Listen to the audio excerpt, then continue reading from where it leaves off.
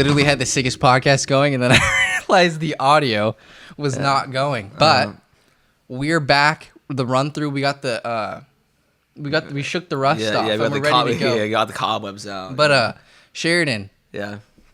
Again, another greeting. First, great to be here. First in studio appearance from Sheridan. Also, Super no glad. more Zoom. The video quality is going to be a lot better, and we're trying to screen record it. Bear with me; I'm not very good at this yet, but we're going to run through, as you know, the most unbiased 49ers reporters. Exactly. We freaking literally just ran through all of our favorite draft picks and all of our analysis on them, but we're going to do this again. But we're going to do.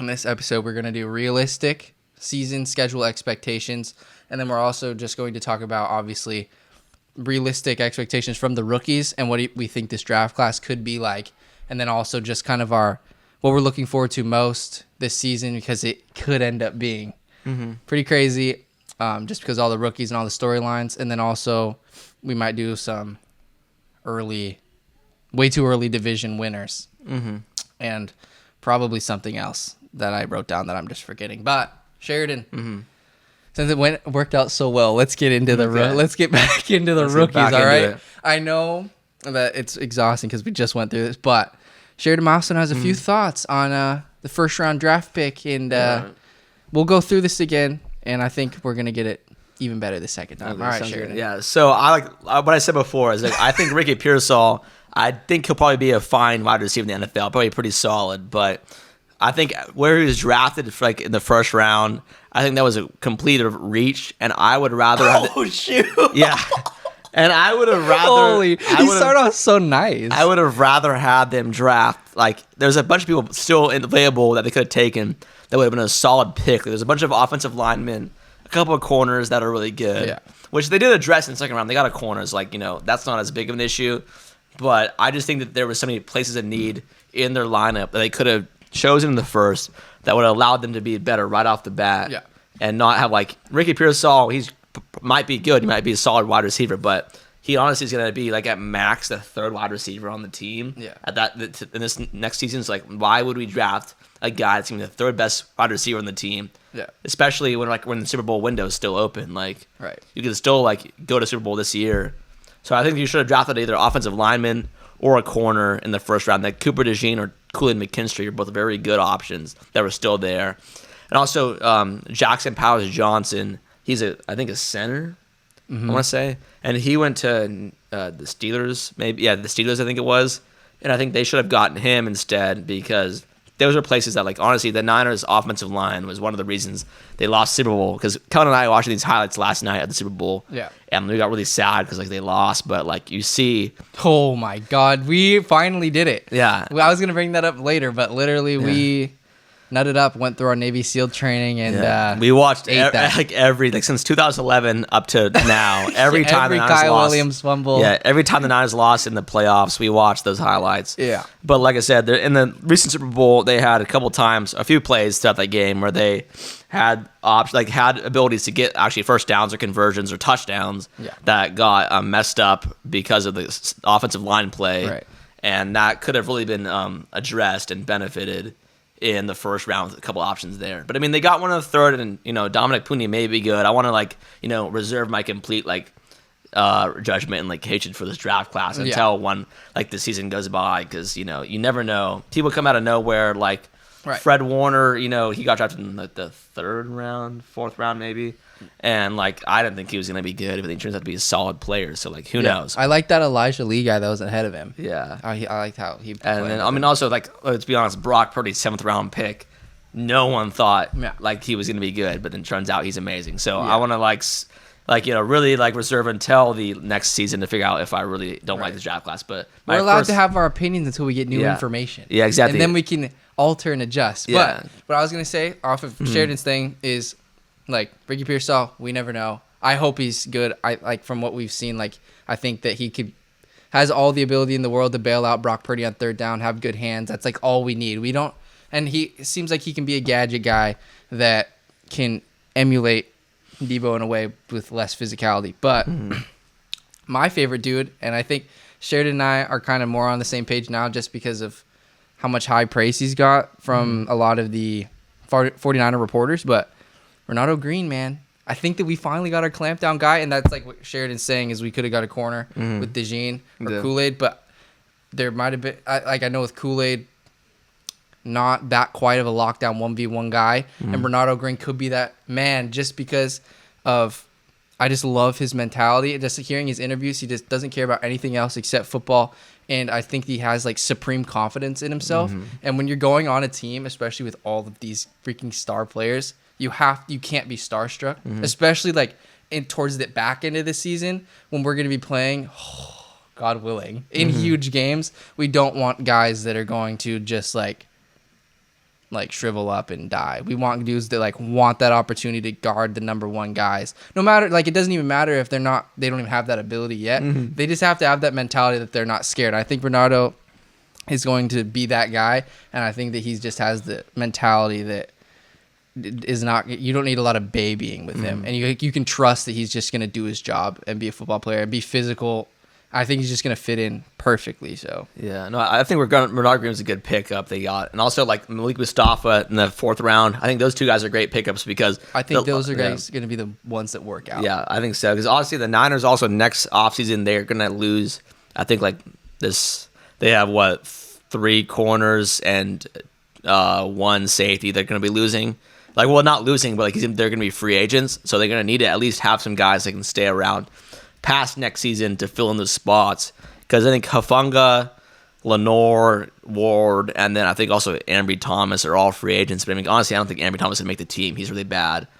But those other guys are all free agents, and they're playmakers and contributors to the team. Yeah, I think as long as you can have guys who can fill in their spots, you can at least keep the same level of intensity around, and also sign maybe like 1 or 2 of those guys. Because there's no way you're gonna be able to sign all 3 of them and also extend Brock. I think Travis will be Travis will be gone. He's going to be like 29 and 30 maybe by that point. So I think you have to let him walk. And the DBs. Yeah, and the DBs do kind of decline once you hit like 29 and 30. Like that's kind of, you can't keep up the same speed. Yeah. And also injuries pile up, and that's kind of a rough part. But I think, yeah, they're going to probably go, but you need guys that are young that can fill in those spots. I think Renardo Green definitely has the ability and potential to fill in that spots. It's up to him to actually will do that. Then Malik Mustapha, like I've heard, he's like crazy good. He hits really hard, and I think he's gonna be like a gadget dude on the defense side of the ball, like Talanoa, where he's gonna be in the box, smaller linebacker, just fucking run stuff. I think he can actually really like benefit the team this year, and because sometimes they do run like 3 safety like sets, and so I think that would really benefit their team. But and I said this like literally 5 minutes ago, but I genuinely non-biased 49er reporting. I think that more than half of these guys, I genuinely think this is a phenomenal draft class. Even if some of these guys aren't long-term dudes, if we can just plug and play some of these guys now, that's all we need. We just want to see 1 bowl in our lifetime. That's literally it. So if these guys can help us get to that point, they'll be in our good graces forever. I don't care if you like suck from like 2026 on. If you get a 2024-25 bowl for us, you are amazing. That'd be awesome.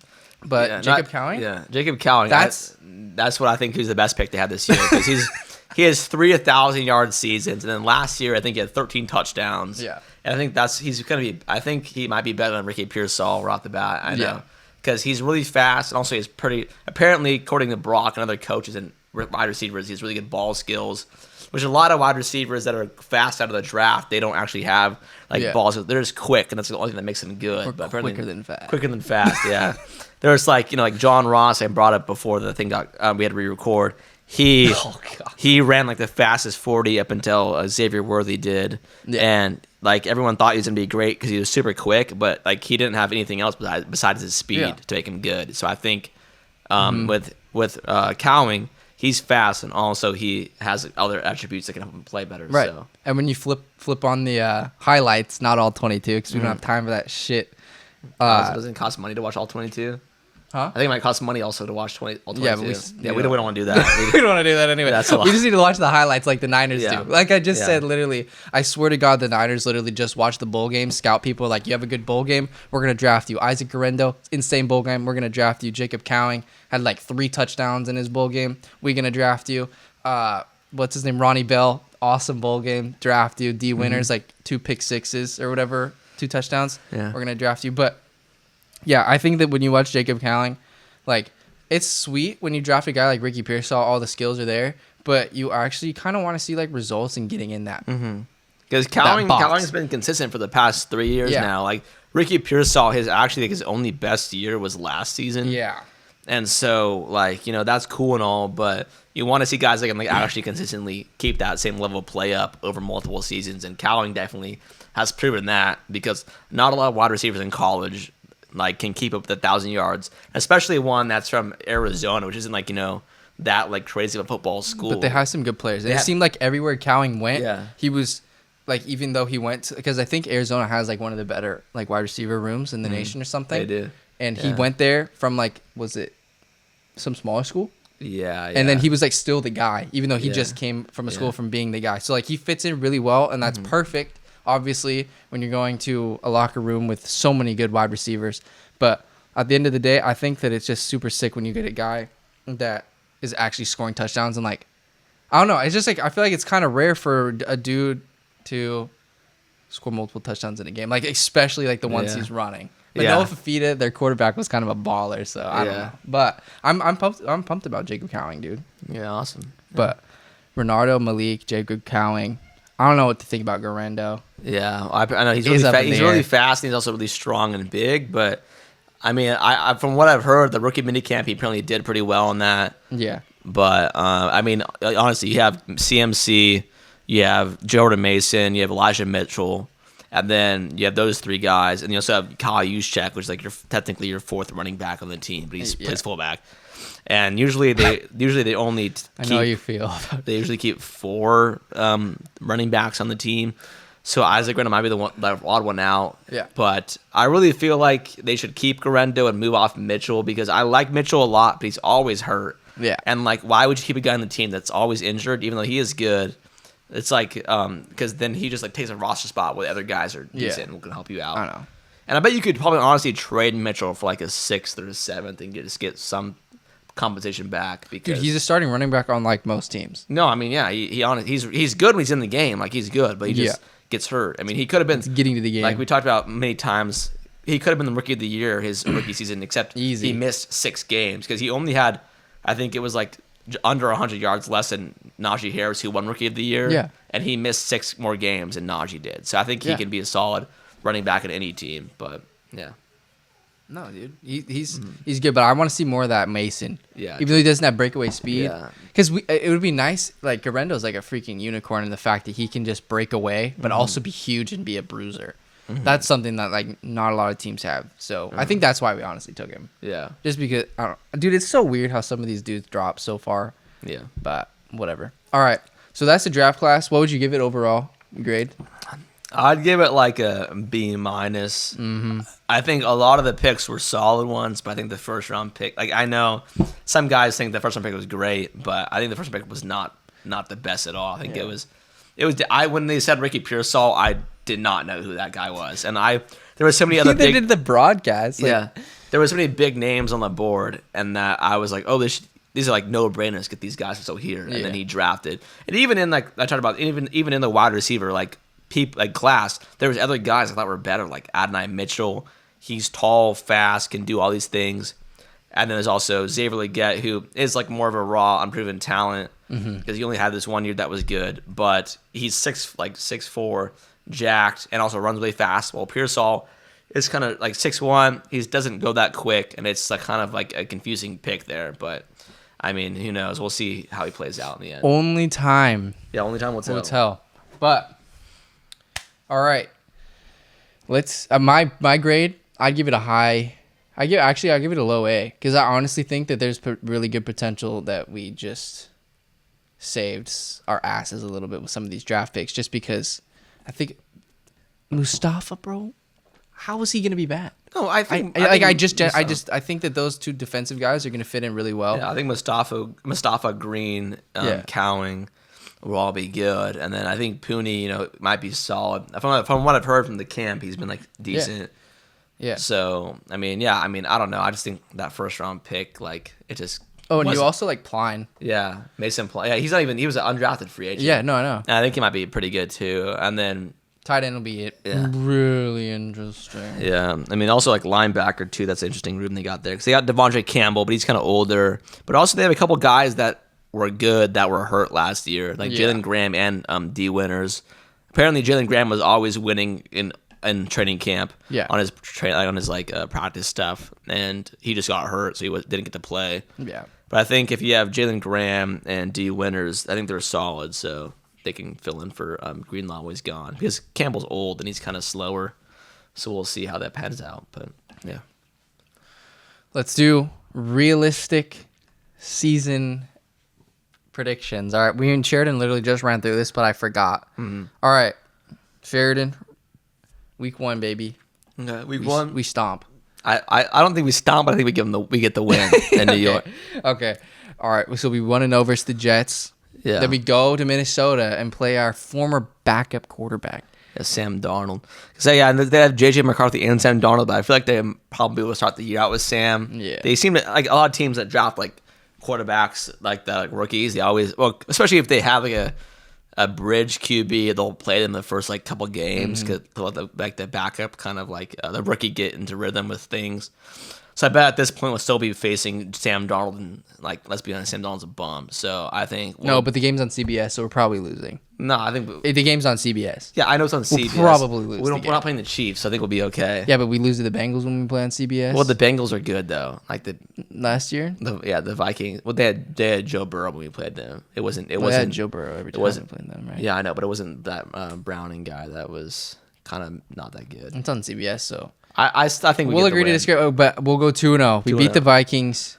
Yeah, we play the Rams. Probably lose the Rams. I think we might lose the Rams it's especially in SoFi. I mean, even though the Niners kind of do control SoFi, like they have more fans show up. I think we might lose the Rams. Field goal or something. Yeah, it'll be a very close one. So we're 2-1 going into New England at home. I think we have to win there. I mean, it might be closer than we expect. Maybe, but like they have Drake May, but like their wide receiver room isn't that good. Ramondre. Yeah, Ramondre gives me nightmares in Madden. He's only good at Madden. He's not good at anything else. Okay, but, so 3-1. 3-1, and then we beat Arizona. I think we're gonna sweep Arizona. Yeah, we'll beat Arizona, so we'll be 4-1. Do we beat Seattle at Seattle? I think we might lose to Seattle at Seattle. Okay, 4-2 on Thursday on a short week. Yeah, because we're at a short week. They probably won't have a short week. Because I think we play 4 teams off a bye this season. So we have like a weird schedule. So we kind of have a tough one. So 4-2.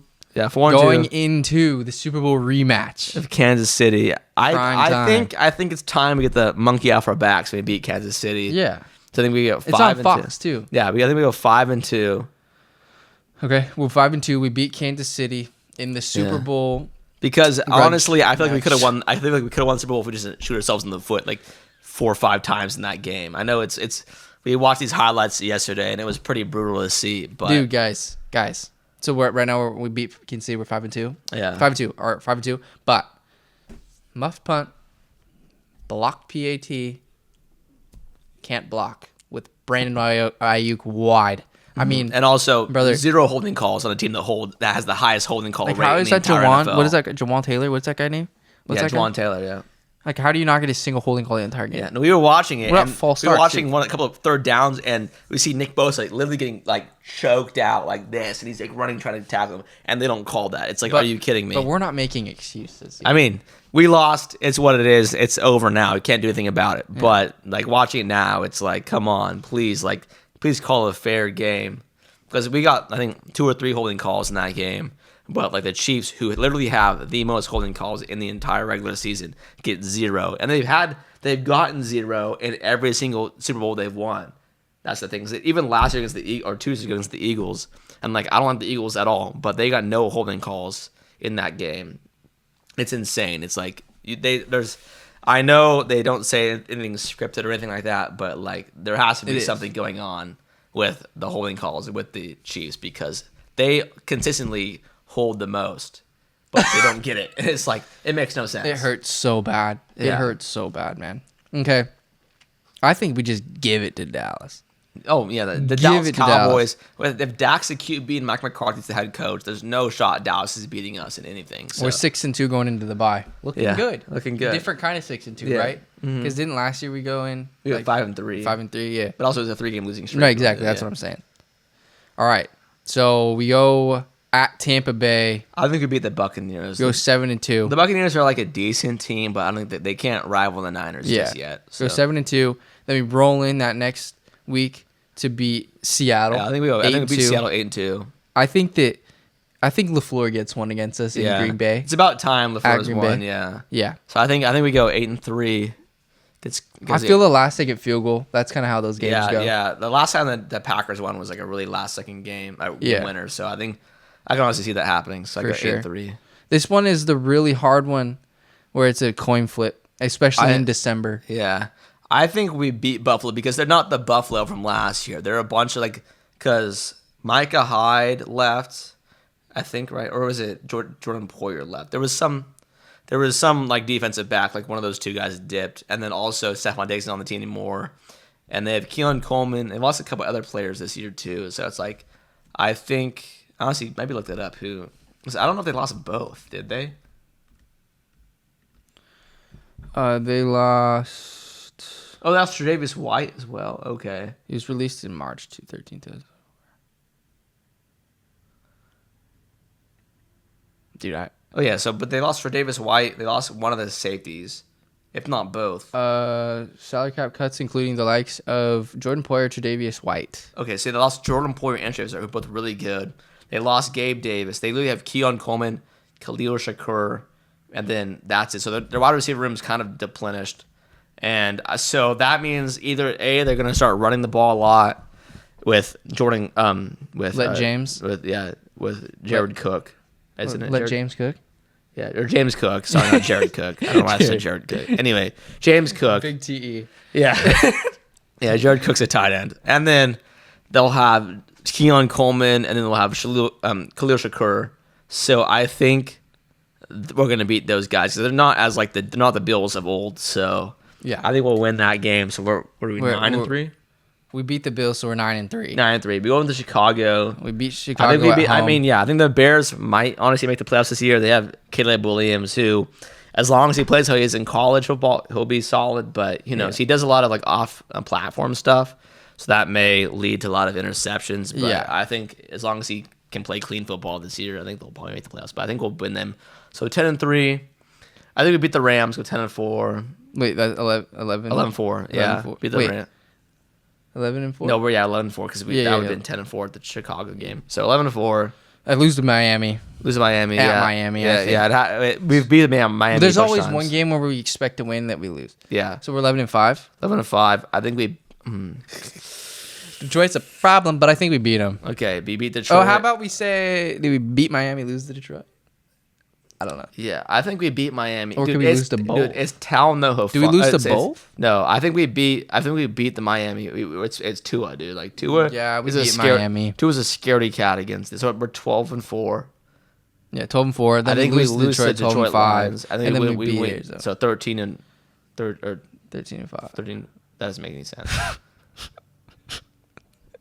We have 2 grads here. Okay. Yeah, I graduated from college with 2 degrees, but I don't know why I can't figure out this thing. Yeah, 1 win, 2 wins, 3 wins, 4, 5, 6, 7, 8, 9, 10, 11, 12, 13. So 13-4. That's what we got in the year because we beat the Cardinals to round it out. I was about to say, I'm like, I don't understand how we're 13-5. That doesn't make any sense. I'm sorry. We're playing next year's extra game somewhere. Yeah. They'll just throw us in a flex game. Yeah, so 13-4 with 3 days of rest. So I think we got 13-4. So we beat the Cardinals at home. That's So our only losses are to Detroit, Green Bay, Seattle, and then the Rams. Yeah, which honestly I can honestly see. Yeah.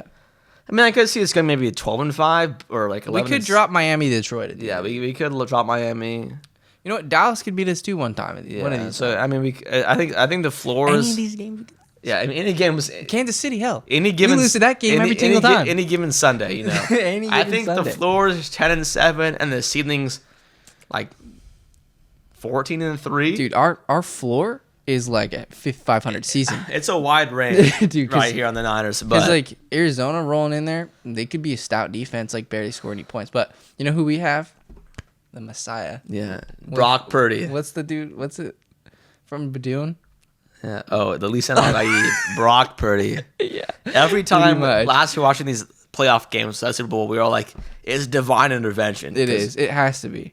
Because Brock was doing crazy stuff. And then God gave him his biggest test and was like, you have to do this on your own.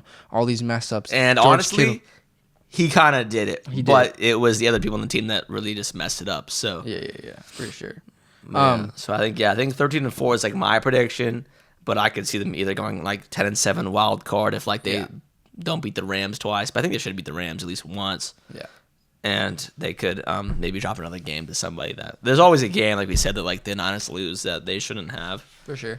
And okay. So, while we're on the Niners, we'll stay on the Niners, then transition it into some like quick topics regarding the NFL season as a whole. Thoughts on like Aiyuk and like just the future of the 49ers, like what should we prioritize, what should we not, stuff like that. Okay. Yeah, no, I think we keep Aiyuk on the 5th-year deal this season because it's $14 million. Like, how is he going to say no to $14 million? Yeah. And then also, he plays on that. And then next year we franchise tag him, and then I think we trade him for something. Because look, like I like Aiyuk and all that, but if he's going to want $30 million a year, it's crazy. Especially on a team that runs the ball. Like I think it was the second highest running offense in the league, I want to say. And so, because they passed the least, I know for a fact they passed the least amount in the NFL this year. Brock had the least amount of pass attempts. So I want to say they might have run the second most because that's what I think the Ravens at the highest. Oh yeah. Wait. Oh, maybe not. I looked up top. No, I mean yeah, but top is like the same thing, I think. Oh, the Niners are number 1. Not in attempts. Oh, attempts, but in yards. So attempts. Yeah, attempts is the right thing we should look at. It was Ravens. Oh, so they're like Bears, Falcons, Browns, Bills, Eagles, Lions, Niners. So they were 8th or 7th. But anyway, they're like top 10 in rushing attempts. Yeah, but they're the last in passing attempts. Yes, I know that. So why would you pay Kittle, Debo, Aiyuk, and CMC like top of the line money to do like, I know CMC does the running obviously, but he also has a really big passing passing game like person. So why would you pay all those guys top money in the part of the offense that isn't running the ball? So why would you pay all that guy that money if he wasn't going to be like the focus point of the offense? So I would honestly let him walk or like trade him in this like franchise and then trade him. And that way you can get a player or a pick that you could benefit you next year and also save the money to pay for Brock and also a couple people on defense. Like I mentioned before, a lot of the secondary is going to be leaving or is a free agent next offseason. So why wouldn't you trade Aiyuk, get a pick from that, and also pay the people the money that they need to keep that secondary around? Because Hufunga's a great player. Lenore's a good player. I mean, Traverse Ward's great, but I mean, he's kind of getting old, so I wouldn't pay him, honestly. Let him go. But you could keep other pieces around to keep the team like kind of together. And if Mustapha and Green work out, especially that's massive. If they pan out, they'd be solid, and you wouldn't have to actually worry too much about like keeping like all three of them around. You let Ward or Hufunga walk. And to piggyback off that, like, what are the Chiefs doing? Stacking up that D. Mm-hmm. And obviously they had the best quarterback in the world. And they have a pretty good old line. I mean, exactly. But like at the end of the day, like if you are what you say you are, if we're like investing in Brock Purdy and believe in Brock Purdy and think he is what he is, like getting rid of Aiyuk, like it might, like I know he's such an integral part of our offense. Like we need him and like Brock have established like a rapport because they like trust each other so much on the very few pass attempts that they get. But like at some point, we're just going to have to trust one of these younger guys or get somebody because we're going to, like, at the end of the day, you have to get stops and get teams off on third down when you have dynamic. Because it just seems like every single year, there's more and more dynamic quarterbacks coming into the league that just dominate the game. And we just have to find ways to get off the field because we couldn't last year. I don't know what our, like, stats were on third down, but we absolutely got sauced sometimes. And that just gives our offense less opportunities to get points against some of these high-power teams. So I think that getting rid of Aiyuk sucks, but at the end of the day, when we have Brock on the field, I feel like we got a shot no matter who's receiving. Yeah, especially if he wants that full $30 million. Like I would pay him if it was 24 million, but if he's trying to only get 30, it's like we don't have that money to pay you and Brock. No. And you can't really risk getting rid of Brock and find another QB because we honestly, everyone knows how hard it was to find Brock in the first place. It was honestly a stroke of luck that we actually got him to be a really good QB. So honestly, I would let Aiyuk walk next offseason. I would have him get franchise tagged and then trade him for something like a second or third round pick, because you at least get something out of it and not just let him go for free. So right, yeah. Okay, well, that's enough Niners talk. Let's get into give me your division winners this season for each league. Okay. I'll go. Yeah. Okay. NFC West. Obviously. NFC West. I think the Niners will beat it out. I think the Rams might be a close second. Okay. They seemed like they were on the up and up last year, and then they also got. I know Aaron Donald left, but I think they have a couple good draft picks that might be able to fill in the D line. They could replicate his production. Yeah. And then NFC South, which is the I think the Bucs win that one. Okay. NFC South, you got the Bucs. Bucs winning that one. Cool. And then I think the Falcons. I'm gonna see the Falcons may actually pull that one out, but I think the Bucs. They obviously proved themselves this last season that they could actually win the division, and they have Baker and they really good wide receivers, and they can pull that out. But the Falcons may challenge them for that pick. Yeah. And then for NFC North, I think honestly. That's a tough one. I think the Lions win that one. Yeah, I agree.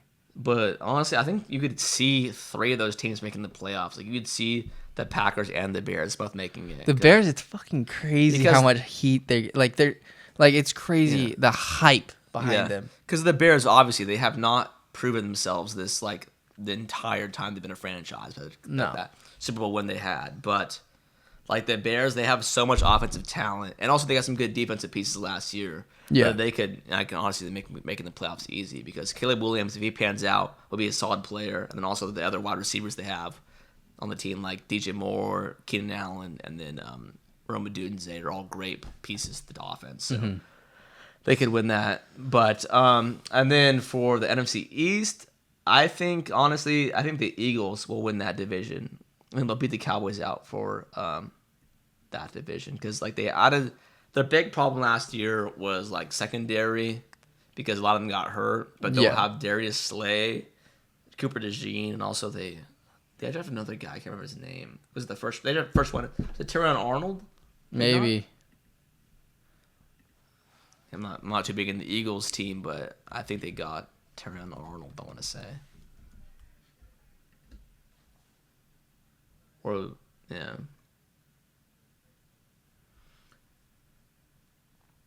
Round one. Oh, Keaton Mitchell. Oh, yeah. Keaton Mitchell. Terry Arnold went to the Lions. Yeah. Quinn Mitchell. Yeah, that's right. Didn't they trade up for him or something? Yeah, Quinn Mitchell. He's really good. He's one of the best corners in the draft. And so they got him. They got Cooper DeJean. So that would really on paper will revamp their secondary, but it may not pan out for them. But I think the Eagles won that one. And then for the AFC side, I think the AFC West. I think the AFC West. I think the Chiefs will win that division. Yeah. Again, I think the Chargers may win. May make the playoffs easy because Jim Harbaugh is a great coach, and also they got rid of a lot of the wide receivers, but they don't. They were able to keep around a really good offensive line, and also they got Ladd McConkey, who might be a good wide receiver in the NFL. I agree. And then for the AFC South, I want to say I think the Texans win that one easy because they have Stephon Diggs, they have Daniel Hunter, and those are great additions to the team. We know they're a super good franchise, and now they are. It's crazy the turnaround they had. It's crazy the turnaround they had because 2 years ago they got the second overall pick, then they get CJ Stroud, and then they had honestly a surprising run. They made the playoffs, divisional round. They lost, but now they got Stephon Diggs and Daniel Hunter, which could honestly rival the Chiefs for the AFC. Yeah. And then for the AFC North's tough. AFC North is tough because you can see the Bengals, the Browns, or the Ravens all competing for that one. The Browns? Yeah, I think so because like I know Deshaun didn't do good last year, but like you got to remember, like Texans Deshaun was crazy. Like he was really good, and they had the top defense in the NFL last year, the Browns. So, but I think the Ravens win the AFC North because they have they pretty much kept. They lost. I think it was Patrick Queen. They might have lost, but they did get Derrick Henry. Patrick Queen's on the Steelers now. He's on the Seahawks.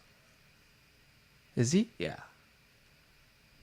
Because the Ravens defensive coordinator went to this Seahawks. Okay. So they, but I think they did get Derrick Henry, so I think they'll win the AFC North. And then for the AFC East, I'm gonna give it to the Dolphins because I think the Patriots they're definitely not good enough to rival anyone yet. The Bills, they lost a bunch of their talent, like their top talent.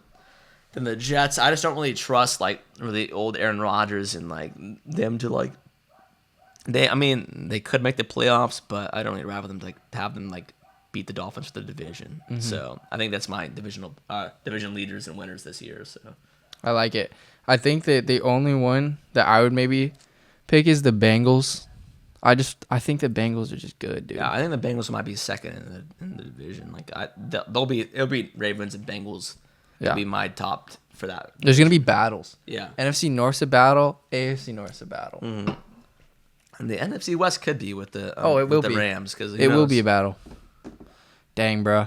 And I don't think the Texans could have like a sophomore slump a little bit. Yeah. I mean, like, I know that they obviously have a pretty favorable division, but like at the end of the day, like NFL's the NFL. CJ Stroud could regress. You never know. Yeah, I mean, they still been in the playoffs with CJ Stroud missing like 3-4 games, so I mean, they could even be better. But yeah, I do think so too, but it's hard to tell. Now, what rookie are you looking forward to watching most this year besides Caleb? Besides Caleb, that's because it's easy. Everybody wants to see Caleb. I want to see Caleb how he plays, but it's a tough one to say. Or like, instead of that, what are you looking forward to most this season, I guess? I mean, I really want to see how Brock does with his first full like off season because last year he had his really big injury where he couldn't really like improve anything. He just had to like rehab and then like come into that like kind of like cold turkey almost. Like he just had to like come off his like UCL tear and right into this season. So I want to see how Brock like does with his other wide receivers and how he practices with them and also like how he learns the playbook because this is his first year like actually getting a full off season, so he could be like really really good. Mm-hmm. So yeah, and honestly, I know Brock isn't like the most like dynamic QB, but he has a lot of like off platform and off like script talent that he could like show this year because his running ability, which he didn't use that much this year, he could use even more. And like as we saw in the playoffs, that was like one of the big game changers in like their wins against the Packers and also the Lions. So yeah. Mine that I'm most looking forward to is I'm looking forward to seeing if like Jaden Daniels can throw a wrench in the NFC East. Yeah, Jaden Daniels is a good one. I was thinking about that one because like he's super fast. Also, he's a really good quarterback in college. So like and he's got weapons. Yeah, he has weapons. But I think also the Commanders' big problem was the offensive line. They gave the most sacks in the NFL. So I don't think Sam Howell's that bad. I think Daniels is obviously better, but I think Sam Howell, if he had time, could have like actually made a lot of throws. So yeah, dude, I honestly thinking about it right now, like I feel like Josh Allen's like the Dolphins' daddy though. I think that I don't know if the Dolphins are gonna pull. I just don't think Tua like can play in big games.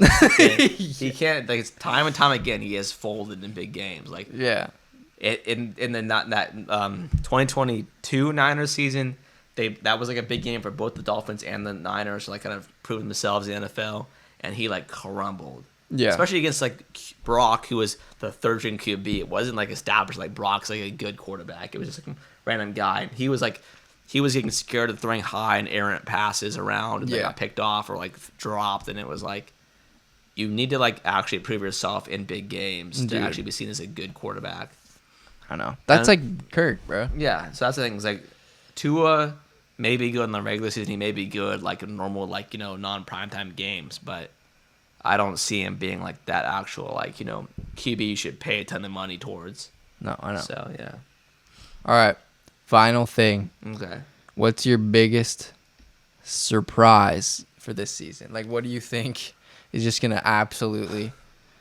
That's a good question. Like, my biggest surprise... I'll pull up all the teams so it can spark something potentially. Yeah. My biggest surprise this year is I think honestly, I think the Falcons will win the AFC South. Okay. Because I picked the Bucs to win, like I did, but I think that Falcons have kind of been like one of the bottom feeder teams in the NFC. With the QB they have now, which is Kirk, who's on. I mean, it was not like the biggest primetime quarterback, but he's a pretty solid quarterback. Over the season, I think they could pull off the win and win the AFC South. So that's my pick. Mm-hmm. I'm trying to think. What if... Okay, this is a long shot here. I'm going to throw two out there, and they're both in the American Football Conference. Okay. All right, let's go. If AR-15 stays healthy, yeah. Buddy is the MVP candidate, and they win the AFC South. Okay, all right? See that. The other one is maybe Jimmy Harbaugh injects something into the Chargers, and somehow, some way, they can actually knock off the Chiefs. I mean, I can see both those, honestly. Like, I think those just needed a good coach, so if he has that, I think it would be solid. And if you're instilling like different level of physicality, and you're not just like relying on him to just sling it around the yard all the time, I could see it. Yeah, maybe. But okay, last thing. Okay, Super Bowl pick. Who are the Niners playing this year? The Niners. Are we making it this year? Making it this year, obviously, because I can't say no to that. I think they play the Texans in the Super Bowl against D'Amico Ryans. So, Chiefs Texans AFC Championship game. Then Niners Lions rematch. Niners win again. Because Dan Campbell's trash. So the last team I want to play is the Lions. I know, but I think Dan Campbell loses again. He just really kills them. Yeah, he kills them. He's good in the regular season. Playoffs doesn't work out. So. No. Wow. The 2024-25 season is going to be insanity. And you know what? We're looking at this now. We're going to be 13-4. Guys, just buckle up. It'll be a great season. Buckle up for when we're barely making it to 11-6. Yeah. Like barely making it to 11-6. Gonna drop multiple games. I don't know what's gonna happen, but I want to look at something really quick. Okay.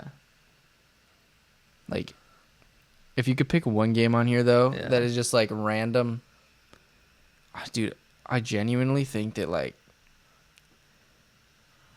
I don't know. I feel like we might drop an Arizona game or something. Maybe. Even that Minnesota game, going there at Minnesota. That's all I'm saying. Like those are the ones, like, because every single year we have those ones where it's like you could lose. Yeah, but yeah. Thank you, Sheridan. You're welcome. Great to be here. For the insight. Thank you so much. All right. All right. See you guys later. Bye.